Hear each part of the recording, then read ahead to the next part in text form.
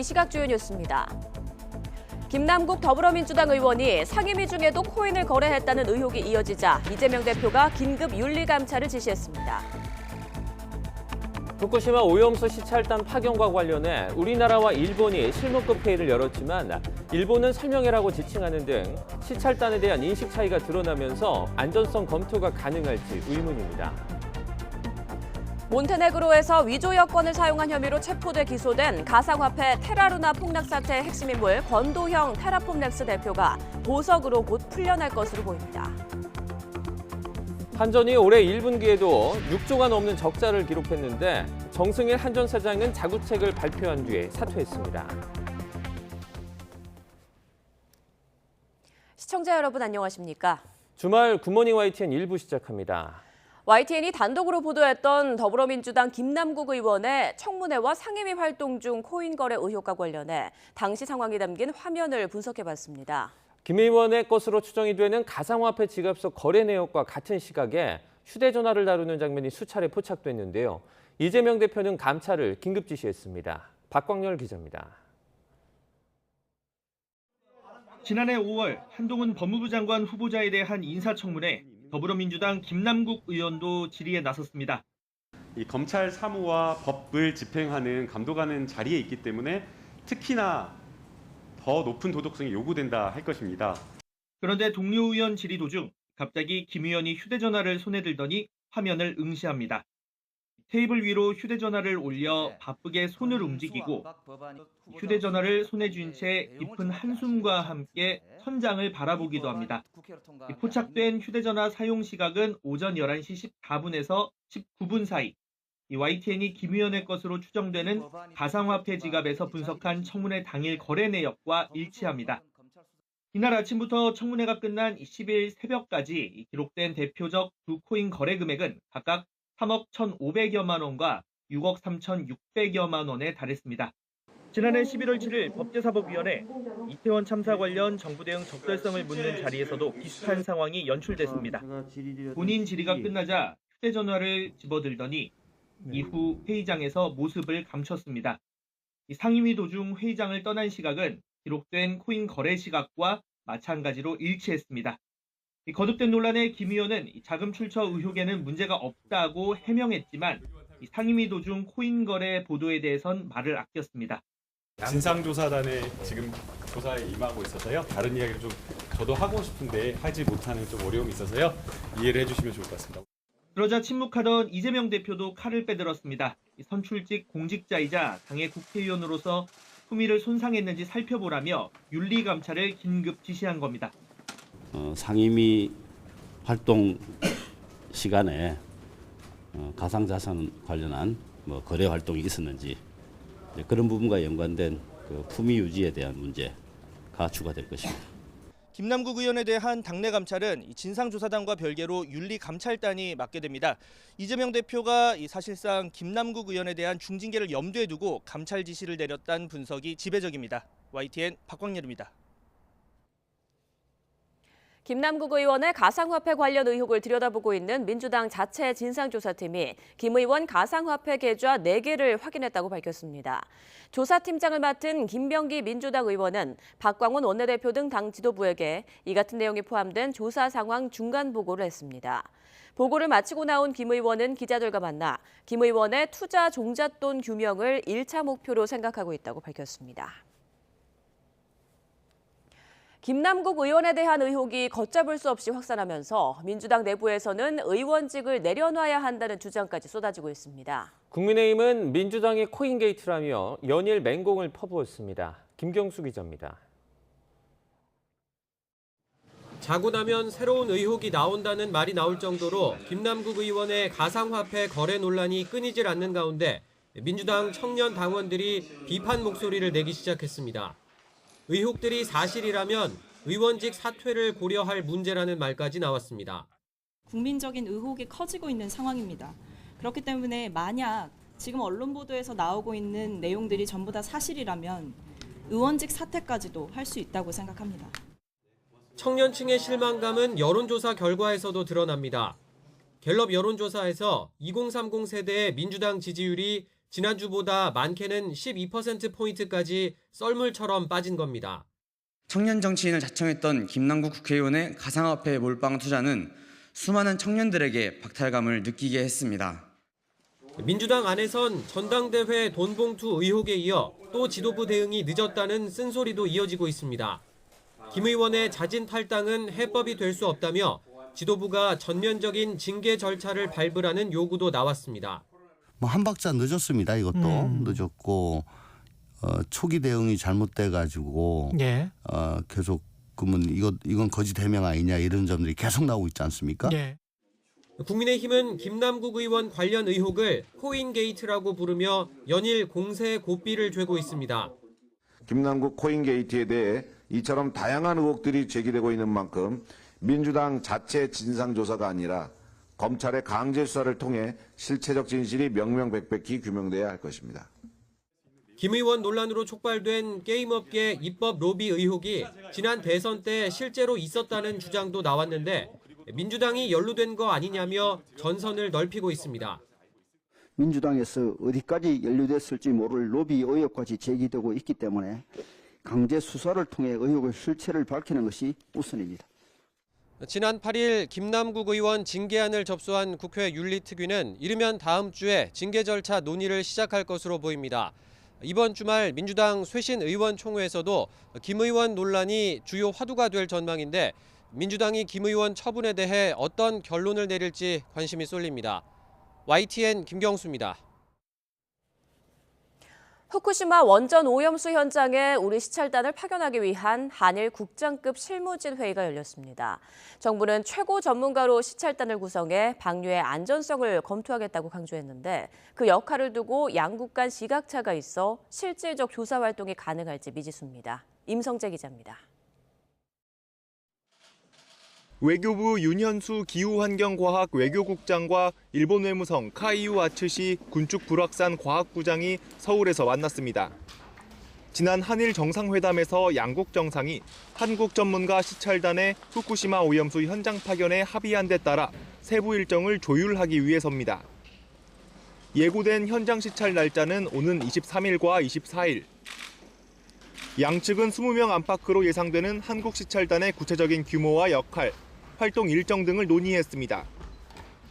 국장급 실무협의에 앞서 우리 정부는 안전규제 분야 최고 전문가로 시찰단을 꾸려 과학적으로 안전성을 검토, 분석하겠다고 강조했습니다. 지금까지 안전성 검토를 담당해온 전문가를 검토 중이며 향후 모니터링에서도 전문성, 지속성 측면에서 효과적일 것이라고 판단됩니다. 관건은 우리 시찰단이 기존 IAEA 검증 수준의 정보 확인 이상으로 실질적인 조사 활동을 할 수 있는 환경을 보장받을 수 있을지입니다. 정부는 오염수 정화와 방류시설 전반의 운영 상황, 방사성 물질 분석 역량을 직접 우리 눈으로 확인하겠다는 입장입니다. 이를 위해 과학적, 기술적 분석에 필요한 정보도 파악한다는 구상입니다. 하지만 일본은 한국 시찰단이 안전성을 직접 평가하는 것은 아니라고 선을 그은 것으로 알려져 우리 측 역할에 한계가 있을 것이란 우려가 나옵니다. 정부는 시찰단 활동과 일본 수산물 수입 재개 논의를 연관짓는 시각에 대해선 사실과 다르다고 일축했습니다. 과학적으로 기술적으로나 여러 가지 다 체크를 해봤더니 더 이상 문제가 없다는 것이 입증이 되고 또 거기에 더해서 국민들께서도 정서적으로 받아들일 준비가 되셔야지, 그렇지 않다면 그 전에 이 문제를 푼다는 것은 있을 수 없는 부분이고요. 이번 시찰단에 민간 전문가나 시민단체 관계자가 포함될 가능성은 낮은 가운데 양측 실무진 간 논의에서 실효성 있는 결론이 나올 수 있을지 주목됩니다. YTN 임성재입니다. 이번에 진행된 한일 간 실무 국장급 회의를 놓고 일본은 한국 정부를 위한 설명회라고 지칭했습니다. 실무단을 둘러싼 한일 간 인식차를 보여준 것 아니냐는 해석이 나오고 있습니다. 도쿄에서 김세호 특파원입니다. 우리 정부의 후쿠시마 원전 오염수 시찰단 파견을 놓고 열린 한일 국장급 회의. 그런데 일본 정부가 공식적으로 밝힌 이번 회의의 명칭은 한국 정부를 위한 설명회입니다. 이 때문에 이번 시찰단을 놓고 한일 간 인식차를 그대로 드러낸 것 아니냐는 해석이 나옵니다. 우리 정부는 실효성 있는 안전성 검증과 이를 위한 일본 측과의 협의를 강조하는 반면 일본은 원전 오염수가 안전하다는 것을 설명하고 이해시키는 데 방점을 찍는다는 겁니다. 이번 회의가 열리기 전 일본 정부는 오염수 해양 방류를 계획대로 진행하겠다고 거듭 밝혔습니다. また ALPS 処理水の海洋放出の時期については本年春から夏頃とお示しをしており、このスケジュールに変更はありません。 특히 한국시찰단의 오염수 안전성 평가 여부에는 선을 이미 그은 상태입니다. あくまで韓国側の理解を深めてもらうための対応ということでありまして、IAEA のレビューのように何か安全、処理水の安全性について評価や確認を行うものではないと。 IAEA가 조사를 진행하는 만큼 한국시찰단이 별도로 조사 활동을 벌이기는 어렵다는 겁니다. 우리 정부의 오염수 시찰단이 후쿠시마 원전에서 얼마만큼 활동을 보장받을 수 있느냐에 따라 이번 시찰단의 실효성이 판가름 날 것으로 보입니다. 도쿄에서 YTN 김세호입니다. 일제강제동원의 배상 책임을 인정한 2018년 대법원 판결은 정부의 외면 속에 피해자들과 일본의 시민사회가 함께 싸워서 이뤄낸 결과였습니다. 패소를 거듭하면서도 포기하지 않고 스스로 아픈 역사의 증인이 돼 변화를 이끈 26년 법정 투쟁의 과정을 신우 기자가 조명했습니다. 1992년 광주 대동고등학교. 강제동원 피해자들이 일본의 사과와 배상을 요구하는 첫 재판, 천인소송에 나섰습니다. 결혼 2년 만에 전쟁터로 끌려간 남편이 전사통지서로 돌아온 이금주 할머니가 이끌었습니다. 이 모든 아픔들이 누구에 의해서 벌어진 것이며 왜 우리는 그 상처에 치유도 받지 못한 채 지금까지도 괴로워하고 있는 것입니까? 일본의 변호사들과 시민사회가 이길 수 없어도 싸워야 했던 재판을 도왔습니다. 이길 가능성 전혀 없어도 우리는 소리를 올려야 일본 국민들도 알게 되고 한국 사람들도 호응하실 거라고 그렇게 생각해서 먼저 재판 설명회를 했습니다. 소송의 과정을 매일 적은 일기와 피해자들을 직접 만나 손으로 쓴 소장은 강제동원의 증거이자 재판 전 과정의 기록입니다. 정부가 진상조사에 나서기 10여 년 전 일입니다. 호적부터 시작해서 그분들의 명함, 사진 다 해가지고 하나하나를 다 만들어 놓고 그걸 가지고 소장을 쓴 거예요. 그때 일본어로. 그때가 70대에 시작했잖아요, 이분이. 미쓰비시 소송 지원 모임의 지난달 522번째 집회. 매월 두 번째 금요일에 도쿄 미쓰비시 중공업 본사 앞에서 전범 기업의 책임을 묻습니다. 三菱重工業は毎年入ってくる新入社員たちに対して自分たちの会社がどのような歴史を持っている会社であるかをしっかりと社内教育しているのでしょうか。知らないわ。 와카타니 씨는 전범 기업 후지코시의 주주총회에 참석해서 강제동원을 인정하고 기록하라고 촉구했습니다. 1944년 인천에서 교사였던 어머니가 제자 7명을 후지코시에 보냈습니다. 戦争中の混乱期に小さな女の子を連れてきてで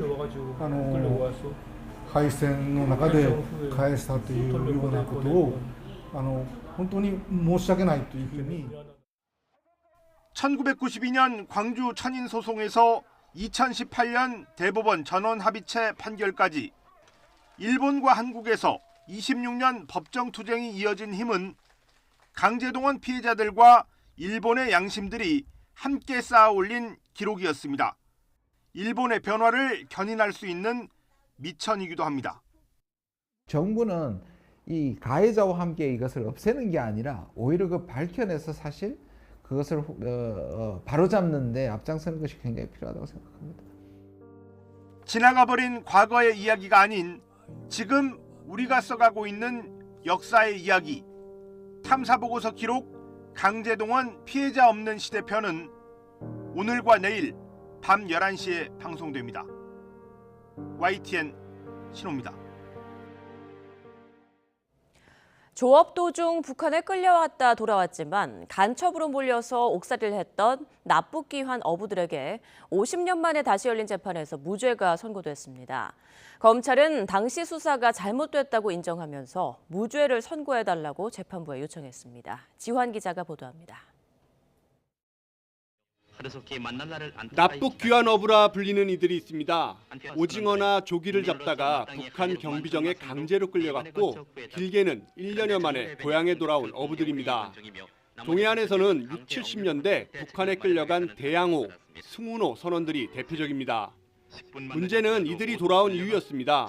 경찰과 검찰, 군 수용소에 끌려갔고 불법 구금과 폭행, 고문과 가혹 행위를 당했습니다.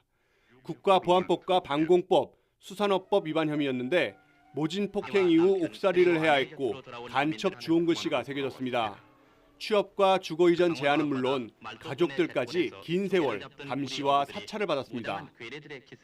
여기를 맞아가지고 걷지를 못했습니다. 얼마나 맞았냐면 오시겠으면 제가 죽여달라고 이까지도 제가 얘기를 했습니다. 사건 발생 50년 만에 납북 귀환 어부들이 스스로 나섰습니다. 당시 억울함을 풀어달라며 재심을 요청한 겁니다. 수사 기록조차 제대로 남지 않아 어렵사리 열린 재판. 결과는 이미 돌아가신 12명을 포함해 재심 신청인 32명 모두 무죄. 무죄 판결에 앞서 검찰 스스로 과거 수사는 잘못됐다고 고백했습니다. 검찰은 불법 구금 상태에서 조사받은 사실이 인정되고 신문 조서는 위법 수직 증거였다며 피고인들에게 무죄를 내려달라고 요청했습니다. 또 이번 재판으로 피고인들의 무고함이 확인돼 명예가 회복되고 조금이나마 위로가 되길 바란다고 덧붙였습니다. 우여곡절도 많았지만은 다들 인내하시고 감내하셔서 오늘 이런 좋은 결과가 나온 것 같아서 너무 좋아요. 오늘 너무 감개무량하고요. 저희 아버지가 돌아가실 때 눈을 못 감고 돌아가셨어요. 아버지 이제는 눈 감으셔도 됩니다.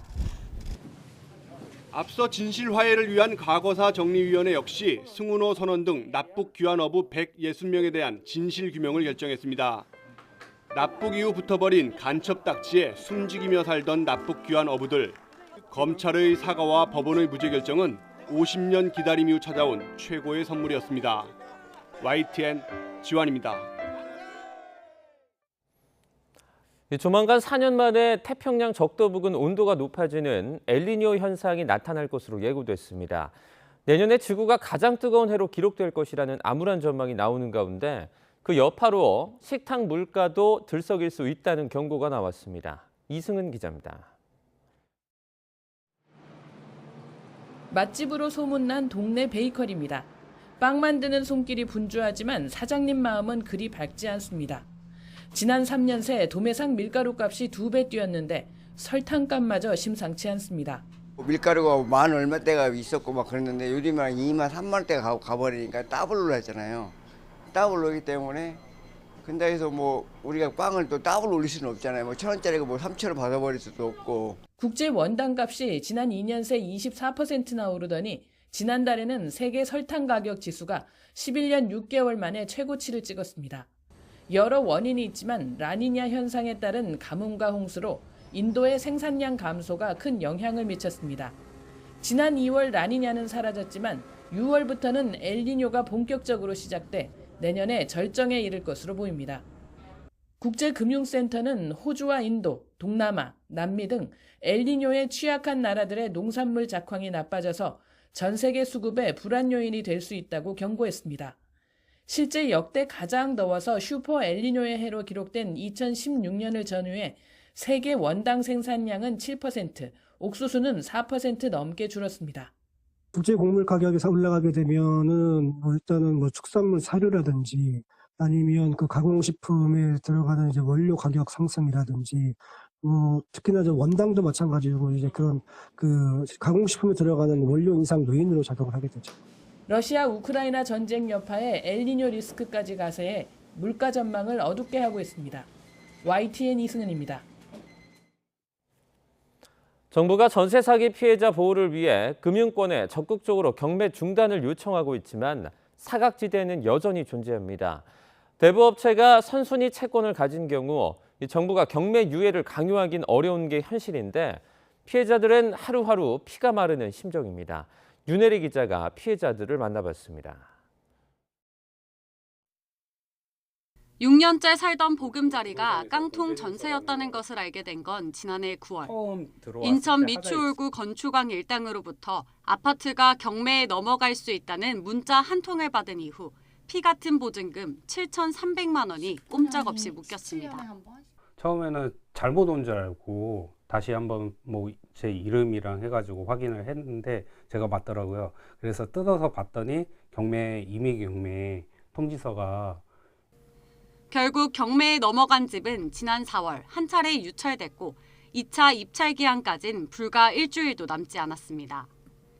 낙찰이 이뤄지면 정 씨는 최우선 변제금 2,700만 원만 받고 당장 집을 비워줘야 합니다. 저희는 이제 당장 다음 주 돼서 누가 낙찰을 받을지도 모르는 거고 그렇게 되면은 바로 그 다음 주나 아니면 뭐 한 달 안에 이 집을 나가야 될 수도 있는 거예요. 저희는 하루하루가 진짜 고통이고 피 말리고 있는데 뭐 정부는 금융권이 보유한 대출분에 대해선 적극적으로 경매 유예 조치를 취하고 있습니다. 하지만 대부업체나 개인 사채업자가 선순위 채권을 가진 경우 정부가 강제할 권한이 없어 사각지대인 셈입니다. 이 아파트에서만 4집이 이런 경우로 지금도 경매가 진행되고 있습니다. 이 아파트 2동 전체 140세대 가운데 지난해 중순부터 경매로 집이 이미 매각된 것만 23세대, 전세 사기 피해자인 임차인이 직접 낙찰을 받은 건 5세대에 불과합니다. 이처럼 다양한 피해 사례가 속출하고 있지만 이를 해결할 특별법 논의는 지지부진하기만 합니다. 여야는 오는 25일 국회 본회의를 열고 특별법을 처리하겠다는 계획이지만 지원 방법을 두고선 여전히 이견을 좁히지 못하고 있습니다. 지금 빨리 하루라도 빨리 해줘야 돼요.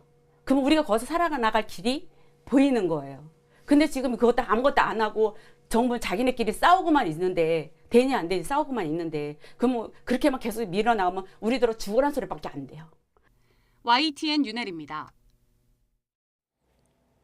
한국전력이 지난 1분기에 6조 원이 넘는 영업 손실을 기록했습니다. 한전은 1분기 결산 결과 매출액은 21조 5,940억 원, 영업 손실은 6조 1,776억 원을 기록했다고 밝혔습니다.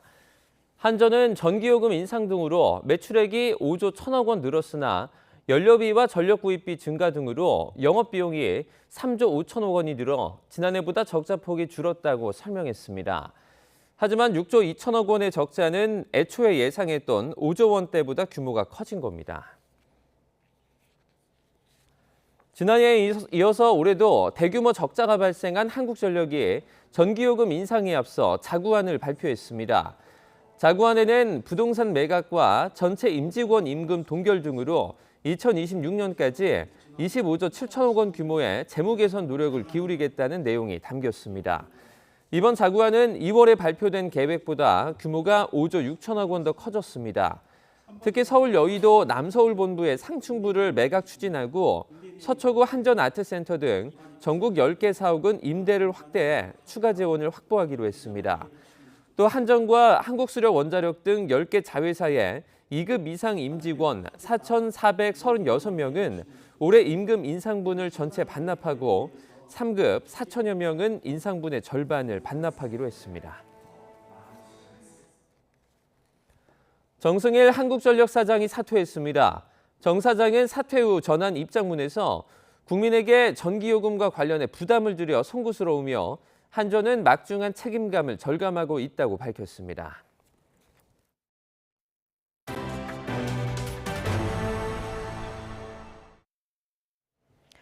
어린이 보호구역에서 우회전 신호를 위반한 버스에 치여 숨진 초등학생 빈소에 추모 발길이 이어지는 가운데 유족이 사고 재발 방지를 촉구하며 이름과 얼굴 사진 등을 공개했습니다.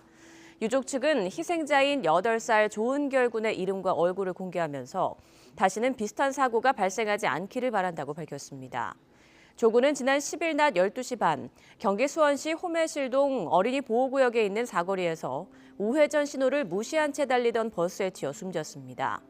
버스기사인 50대 남성 A씨는 우회전에 앞서 일시정지하지 않고 신호를 위반한 혐의로 구속됐습니다. 우회전 일시정지 단속, 지난달 말부터 본격적으로 시작됐죠. 그런데 여전히 언제 멈춰야 하는지 헷갈린다는 운전자들이 많습니다. 현장 혼란을 막기 위해서 우회전 전용 신호등 설치가 늘고 있습니다. 헬로티비 뉴스 한범호 기자입니다. 우회전 일시정지 의무가 생긴 지 3주 가까이 됐습니다. 단속에 들어갔던 경찰은 현재 계도에 집중하고 있는데요. 운전자들은 우회전 제대로 하고 있을까요? 현장에서 직접 살펴보겠습니다. 예산 시내 사거리, 전방 신호가 빨간불인데 멈추지 않고 그대로 지나갑니다. 맨 앞차가 신호를 지키지 않자 뒤따르는 차들도 줄지어 따라갑니다. 이번엔 보행자가 횡단보도를 건넙니다.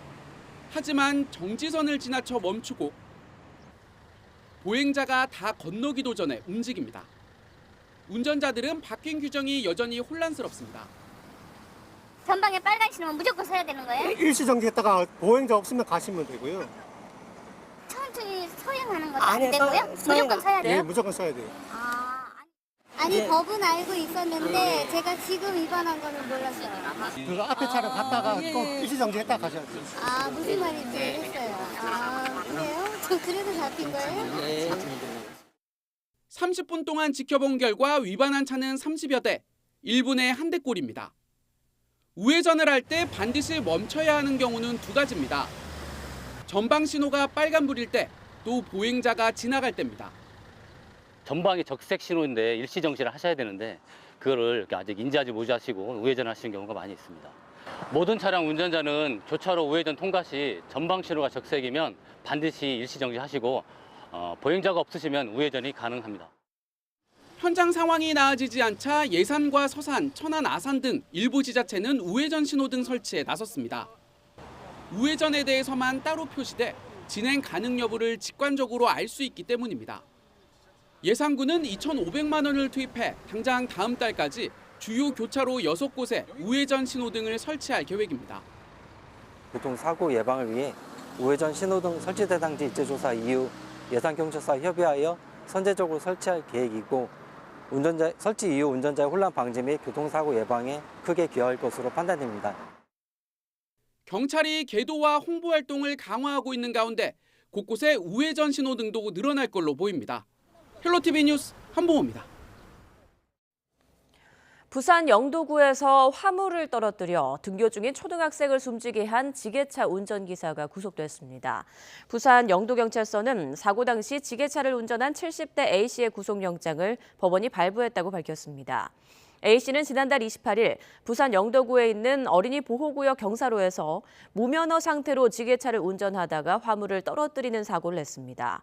이 사고로 원통형 화물이 등굣길을 덮쳐 10살 A양이 숨지고 다른 초등학생 2명과 학부모 1명이 다쳤습니다.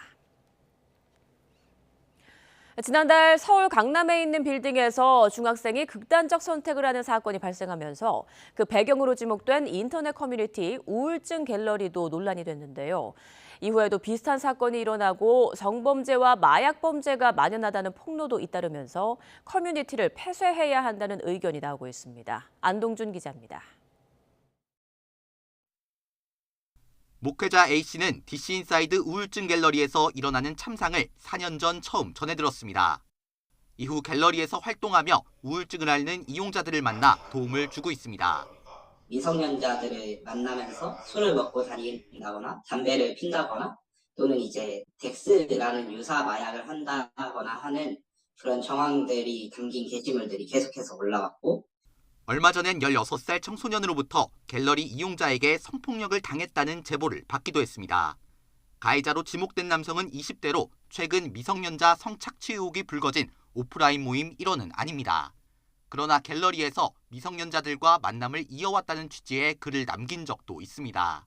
좋은 말들을 건네주는 것에 혹해가지고 실제로 만났더니 미성년자와 함께 만나자마자 모텔에 가서 술 마실래? 이런 식으로 권유하는 사람. 향정신성 의약품과 액상 대마 등 마약류가 공공연하게 거래된다는 증언도 나옵니다. 일부 이용자가 오프라인 만남을 주선해 나가보면 마약을 해보라고 권한다는 겁니다.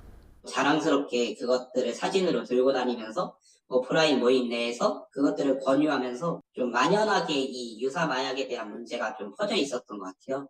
지난달 서울 강남에서 중학생이 극단적 선택을 한 사건의 배경으로 우울증 갤러리가 지목되면서 경찰도 TF를 구성해 집중 모니터링에 나섰습니다. 또 성범죄와 마약 등 여러 폭로가 잇따르며 커뮤니티를 폐쇄해야 한다는 여론도 일고 있습니다. 경찰은 A씨가 확보한 녹취를 토대로 갤러리에서 성범죄와 마약 유통이 실제로 이루어졌는지 파악하고 있습니다. YTN 안동준입니다.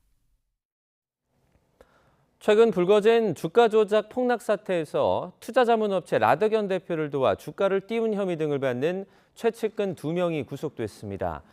이들은 라 대표를 도와 서로 주식을 사고 팔 가격을 띄우는 통정매매 방식으로 최소 2,640억 원의 수익을 거두고 이 가운데 절반인 1,320억 원을 투자자들로부터 수수료 명목으로 챙긴 혐의 등을 받습니다. 검찰이 라 대표에 이어서 측근 2명의 신병도 확보함에 따라 이번 주가 조작 사태와 연루된 정재계, 언론계 인사를 겨냥한 수사에 본격적으로 속도가 붙을 전망입니다. 몬테네그로에서 위조 여권을 사용한 혐의로 체포돼 기소된 가상화폐 테라 루나 폭락 사태의 핵심 인물 권도영 테라폼랩스 대표가 보석으로 풀려나게 됐습니다. 권 대표는 경찰의 감시 아래 현지에 지정된 아파트에 머물며 재판을 받게 될 전망입니다. 보도에 김상우 기자입니다. 가상화폐 테라와 루나 폭락 사태로 투자자들에게 50조 원 이상의 피해를 입힌 핵심 인물인 권도영 테라폼네스 대표와 측근 한모 씨가 몬테네그로의 수도 포드고리차 지방법원에 들어가기 위해 차에서 내립니다. 이들은 포드고리차 국제공항에서 코스타리카 위조 여권을 사용한 혐의로 첫 재판을 받으면서 무죄를 주장하며 보석을 청구했습니다. 보석금 액수는 각각 40만 유로, 우리 돈 5억 8천만 원입니다. 법원은 공식 홈페이지를 통해 이들의 보석을 허가했다면서 보석금 납부 뒤에 석방돼서 지정된 아파트 밖으로 나갈 수 없고 경찰의 감시를 받는 상태가 될 것이라고 밝혔습니다. 그러면서 이들에게 적용된 여권 위조 등의 혐의를 단시일 내에 규명하기 어렵고 피고인들의 가족 상황과 40만 유로의 보석금을 잃을 가능성이 도주 의혹을 꺾을 수 있는 충분한 억제 효과가 있다고 판단했다고 설명했습니다. 권 씨 변호인 측은 이들은 변호인 동거녀 회사 소유의 아파트에서 지내게 될 것이며 몬테네그로 형사 절차가 끝날 때까지 도주하지 않고 법원 소환에 응할 것이라고 말했습니다. 첫 재판에서 보석금은 누가 내고 재산은 얼마가 되는지 판사가 물었는데 권 대표는 한국의 아파트가 300만 달러, 약 40억 원이고 아내가 보석금을 낼 것이라면서 재산 규모는 언론 앞에서 밝히기 어렵다고 말했습니다. 권 대표 등은 지난 3월 포드고리차 국제공항에서 코스타리카 위조 여권을 갖고 두바이행 비행기에 탑승하려다 검거됐는데 이들은 여권을 적법하게 취득한 것이라면서 무죄를 주장 중입니다. 현지 법원에 따르면 검찰은 사흘 내에 항소할 수 있고 다음 재판은 다음 달 16일 열릴 예정입니다. 권 대표 등의 여권 위조 혐의가 유죄로 인정되면 최대 5년의 징역형이 선고되고 이들에 대한 국외 추방은 형기를 마친 이후에야 가능해집니다. 이들은 테라와 루나의 폭락 위험성을 인지하고도 투자자들에게 이를 알리지 않은 채 계속 발행해서 천문학적 피해를 입힌 혐의를 받고 있어 우리나라뿐 아니라 미국과 싱가포르 등이 신병 확보 쟁탈전을 벌이고 있습니다. YTN 김상호입니다. 법무부는 몬테네그로 법원에서 보석 결정을 받은 가상화폐 테라 루나 사태의 핵심 인물 권도영 테라폼랩스 대표에 대해 여전히 국내 송환을 위한 범죄인 인도 절차에 최선을 다한다는 입장이라고 밝혔습니다. 법무부 관계자는 몬테네그로에서 위조 여권을 사용한 혐의로 기소된 권 대표가 풀려나도 현지 형사재판 절차는 계속되는 만큼 상황이 크게 달라지는 건 없다며 이같이 설명했습니다. 경기 양평 공흥지구 개발 의혹을 수사하는 경찰이 윤석열 대통령 장모 최은순 씨에 대해서 불송치 결정을 내렸습니다. 다만 시행사 대표인 윤 대통령의 처남에겐 개발 부담금을 낮추기 위해 문서를 위조한 혐의를 적용해 불구속 송치했는데 봐주기 수사라는 비판이 나오고 있습니다. 김태원 기자입니다. 지난 2016년 경기 양평 공흥지구에 준공된 350세대 규모의 아파트. 윤석열 대통령의 처가에서 운영하는 시행사가 지은 곳입니다. 장모 최은순 씨가 설립자로 현재 대표는 김건희 여사의 친오빠인 김모 씨가 맡고 있습니다. 애초 허가받은 공사기간을 넘겼는데 양평군이 알아서 사업 만료일을 늦춰준 데다 지난 10년 동안 개발된 양평 아파트 가운데 유일하게 개발 부담금을 한 푼도 내지 않아 특혜 의혹이 불거졌습니다. 재작년 11월 시민단체가 양평군 담당자를 고발하며 경찰도 수사에 착수했고 1년 6개월 만에 마무리 지었습니다. 경찰은 공사가 시작된 직후인 지난 2014년 11월 최은순 씨가 대표이사 자리에서 물러났다는 데 주목했습니다. 때문에 최 씨가 공흥지구 사업에 관여한 정황은 없다고 판단하고 검찰에 넘기지 않기로 했습니다. 2011년까지 사내이사를 맡았던 김건희 여사에 대해서도 같은 이유로 불송치 결정했습니다. 다만 김 여사의 친오빠이자 윤 대통령의 처남인 김 대표는 검찰 수사를 받게 됐습니다. 시행사 대표로 개발 부담금을 감면받기 위해 공사비를 부풀린 허위 서류를 군청에 낸 혐의로 지자체와 유착이 있었는지는 확인되지 않았습니다. 대신 양평군 공무원 3명은 사업기간을 뒤늦게 연장해주면서 마치 가벼운 사안인 것처럼 보고서를 꾸민 혐의로 검찰에 넘겨졌습니다. 준공이 늦어지면 입주 예정자들의 민원이 쏟아질 것을 우려했다는 겁니다. 경찰은 당시 양평군수였던 김성교 국민의힘 의원과 최 씨의 연결고리나 특혜도 없었다고 봤습니다. 부실 수사 의혹과 관련해 경찰은 수사 기록만 만쪽에 이르고 최 씨에 대해 한 차례 서면 조사를 진행했다고 설명했습니다.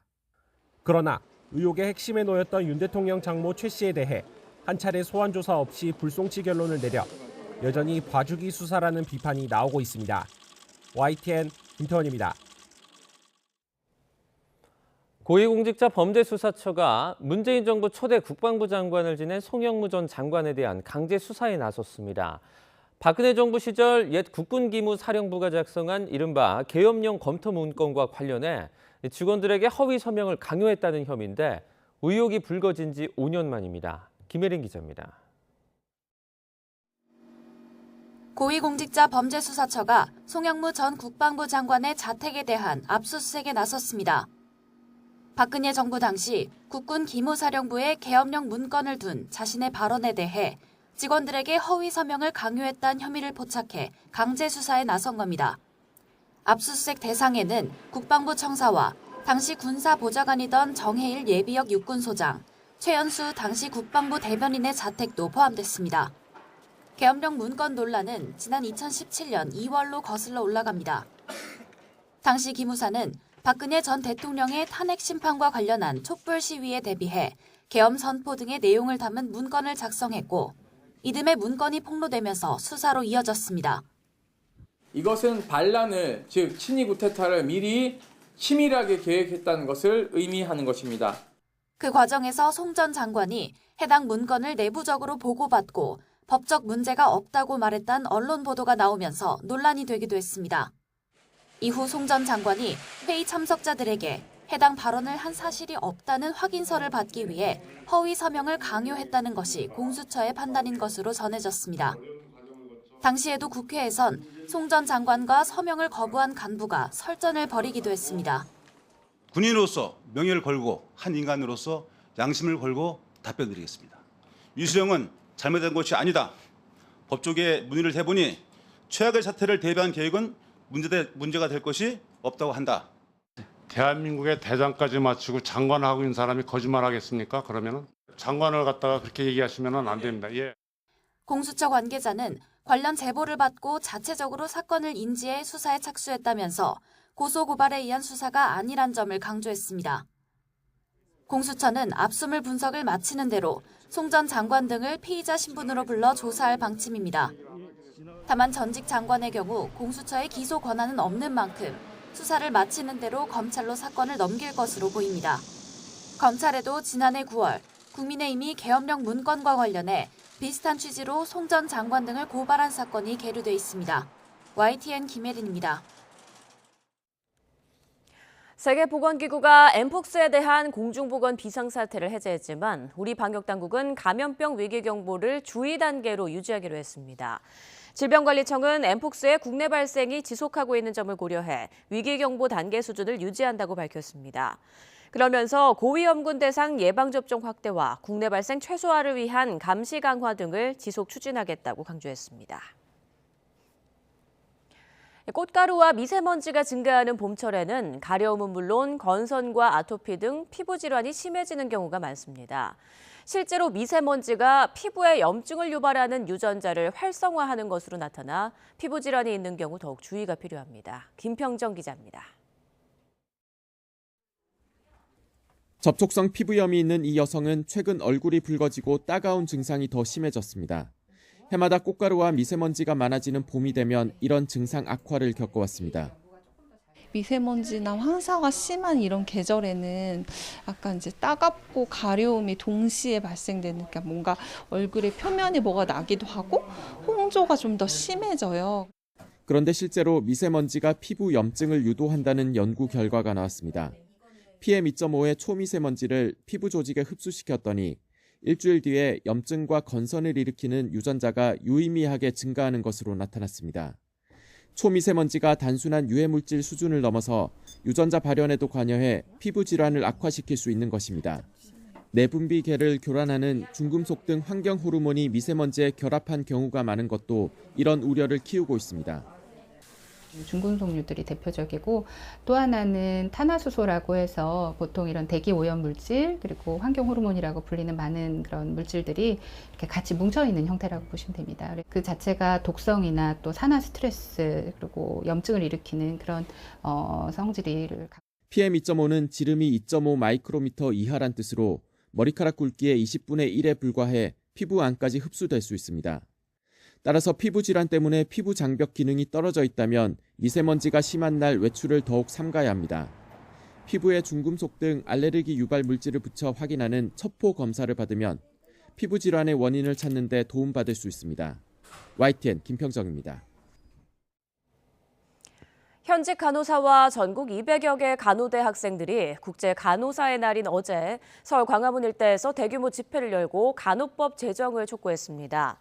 김연경 대한간호협회장은 인사말에서 간호법은 보건의료의 미래를 지탱하고 국민이 바라는 간호와 돌봄 수요를 충족해 국민 건강을 증진하고 환자 안전을 지키는 데 기여하게 될 것을 확신한다고 강조했습니다. 대한간호협회 등 주최 측은 간호사와 간호대 학생 등 약 10만 명이 참석했다고 밝혔으나 경찰은 2만에서 2만 5천 명이 참석한 것으로 추산했습니다. 간호법 제정을 촉구하며 단식 농성에 들어갔던 김연경 대한간호협회장이 건강 악화로 응급실로 이송됐습니다. 김연경 협회장은 지난 9일부터 나흘째 간호법 제정을 요구하며 단식을 이어왔습니다. 함께 단식해온 김숙정 대의원 총회 의장도 응급실로 이송됐습니다.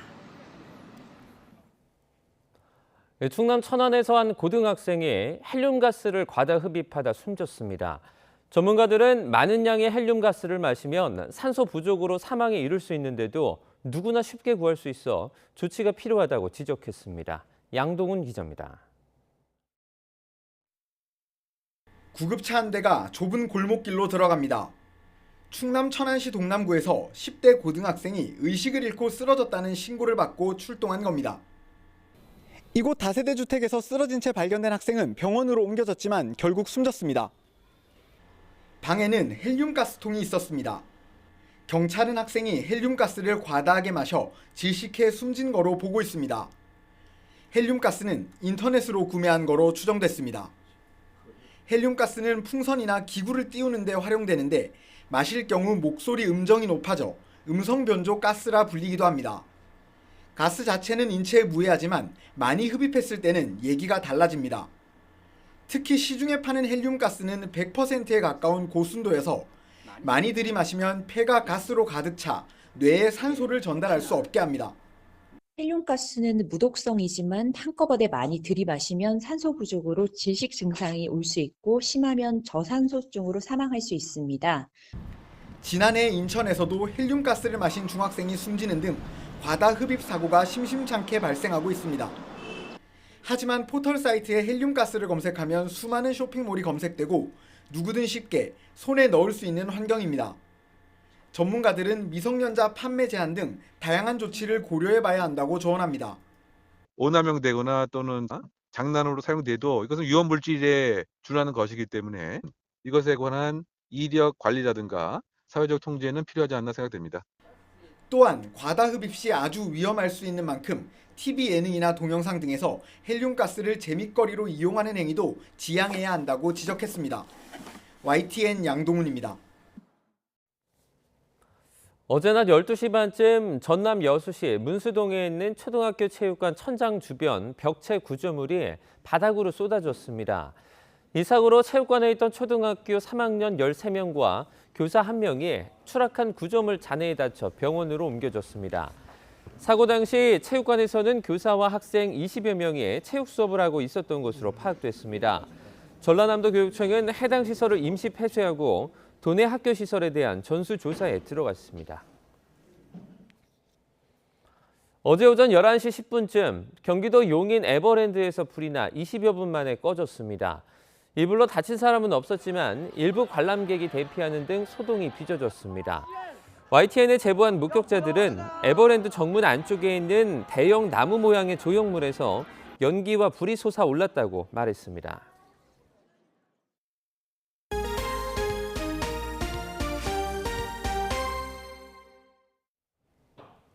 고 김대중 전 대통령 정신을 이어받기 위해 광주 전남 김대중 재단이 출범합니다. 특히 내년 탄생 100주년에 맞춰 다양한 학술 연구와 문화 행사를 운영합니다. 나연호 기자입니다. 5번의 죽을 고비를 넘기면서도 민주주의 실현과 세계 인류 국가 건설을 위해 앞장섰던 고 김대중 전 대통령. 행동하는 양심은 김 전 대통령의 가치관과 철학을 그대로 드러내는 명언이었습니다. 저는 불의와 타협하는 것은 영원히 죽는 것이고 죽더라도 타협을 거부하는 것이 영원히 사는 길이라고 생각했었습니다. 이러한 정신과 철학을 계승하기 위해 광주 전남 김대중 재단이 본격적인 출범을 준비하고 있습니다. 김대중 정신! 재단을 만들기 위한 발기인에는 광주 전남 각계 2천여 명이 이름을 올렸습니다. 고 김 전 대통령과 광주 전남이 재단을 통해 민주, 인권, 평화와 지역 균형 발전을 위한 두 번째 가치 동맹을 맺는 겁니다. 국내적으로 김대중 정신을 높이 고양시키고 김대중 대통령의 업적을 널리 알리고 이 사업을 실시하려고 합니다. 광주 전남 김대중 재단은 서생적 문제의식과 상인적 현실 감각 정신을 이어받아 우리 시대 여러 문제를 조명할 계획입니다. 특히 내년 김 전 대통령 탄생 100주년을 앞두고 다양한 학술 연구와 기념사업도 이루어집니다. 우리 모두 통합과 평화의 김대중 정신을 세계로 미래로 넓게 펼쳐나가는데 앞장섭시다. 전심전력으로 전력 투구합시다. 발기인 대회를 마친 광주 전남 김대중 재단은 다음 달 18일 창립 대회를 거쳐 본격적인 정신 계승과 기념 사업에 들어갑니다. YTN 나연호입니다. 그제 개막한 울산 고래축제가 내일까지 열립니다. 올해는 대표 볼거리인 고래 퍼레이드가 규모를 늘려 관람객을 맞이하는 등 다채로운 행사가 펼쳐집니다. 오태인 기자입니다. 고래를 잡는 일, 소경 전성기인 40여 년 전 어촌을 그대로 복원한 마을이 축제를 맞아 사람들로 북적입니다. 옛날 학교와 우체국, 상점 등 1970년대 모습을 보며 추억을 떠올립니다. 지금은 사라진 고래 해체장과 고래 고기를 삶아 팔던 고래막 등을 보며 옛 장생포 주민 생활을 엿봅니다. 오늘 고래축제에 와서 우리 아이들과 함께 여행을 와보니 옛날에 동심으로 돌아갈 수 있는 그런 추억도 생각할 수 있었고 오늘 즐거운 하루 되었습니다. 바다에서는 바닷물을 뿜으며 하늘로 솟구치는 공연이 사람들의 눈길을 사로잡습니다. 주차장에는 다양한 먹거리를 파는 맛집이 들어서 식욕을 자극하고 아이들은 고래를 색칠하는 체험을 하며 축제를 즐깁니다. 고래 축제의 하이라이트는 고래 퍼레이드. 기업과 주민이 함께 참여해 주말에 열리는 퍼레이드는 다양한 모형 고래가 역대 최대 규모로 선보입니다. 온 가족이 함께 즐길 수 있는 가족 뮤지컬, 또 장생이 수상쇼, 또 고래 가요제, 고래 프레이드 등 새로운 볼거리와 재미있는 놀이가 풍성하게 준비되어 있습니다. 꼭 한번 오셔서 소중한 추억 많이 만들어 가셨으면 좋겠습니다. 전국에서 유일하게 고래를 주제로 열리는 울산 고래축제는 장승포 고래문화특구에서 오는 14일까지 개최됩니다. YTN 오태인입니다. 제28회 부산국제영화제가 5개월 앞으로 다가온 가운데 허문영 집행위원장이 최근 사의를 표명해 행사 전반에 대한 우려가 나오고 있습니다. 허 집행위원장의 사의 표명은 최근 임시총회에서 새로운 직제의 운영위원장을 위촉하면서 영화제가 사실상 공동위원장 체제로 운영되는 것에 대한 반발로 해석되고 있습니다. 지금까지 부산국제영화제는 집행위원장이 영화제 기획과 방향, 초청영화 선정 등 영화 업무 전반을 총괄해왔지만 9일 임시총회에서 운영위원장 직제를 도입해 이 자리에 조종국 운영위원장을 선임했습니다. 허 집행위원장의 사퇴로 부산국제영화제는 지난 2014년 다이빙벨 상영 중단 요청 사태 이후 내부 문제로 다시 위기를 맞게 됐습니다. 미국 연방정부의 채무 불이행, 디폴트 우려가 커지는 가운데 국제통화기금 IMF가 이번 사태가 세계 경제에 미칠 심각한 영향을 경고했습니다. 줄리 코잭 IMF 대변인은 현지 시각 11일 브리핑을 통해 만약 미국이 디폴트에 빠진다면 차입 비용 증가 가능성을 포함해 미국뿐 아니라 세계 경제에 매우 심각한 영향을 줄 것이라고 말했습니다. 그러면서 모든 당사자가 시급히 이 사안을 해결해야 한다고 촉구했습니다. 미국 최대 은행인 JP 모건 체이스의 제이미 다이먼 최고 경영자가 미 연방정부의 디폴트 가능성에 대비해 전시 상황실을 가동 중이라고 밝혔습니다. 다이먼 CEO는 블룸버그 TV와의 인터뷰에서 디폴트가 현실화할 경우 미국에 재앙이 될 수 있을 거라며 이같이 말했습니다. JP모건은 미국 정부 디폴트 위험에 대비하기 위해 매주 전시 상황실 회의를 소집하고 있으며 디폴트에 가까워질수록 주식시장과 채권시장에 큰 혼란이 발생할 것으로 내다봤습니다.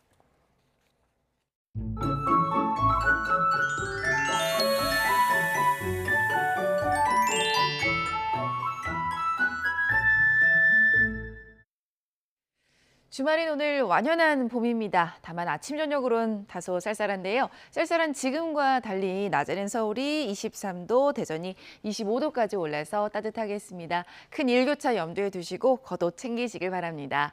오늘 대기 불안정으로 곳곳에 소나기가 오겠는데요. 돌풍과 벼락을 동반하고 우박이 떨어지는 곳도 있겠습니다.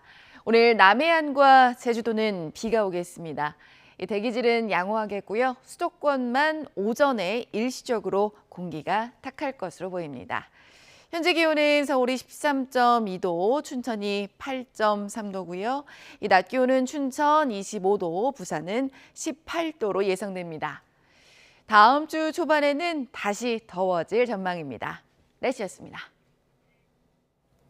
네, 굿모닝 YTN 1부 마칩니다. 잠시 후 5시 50분 2부에서 뵙겠습니다. 여러분 고맙습니다.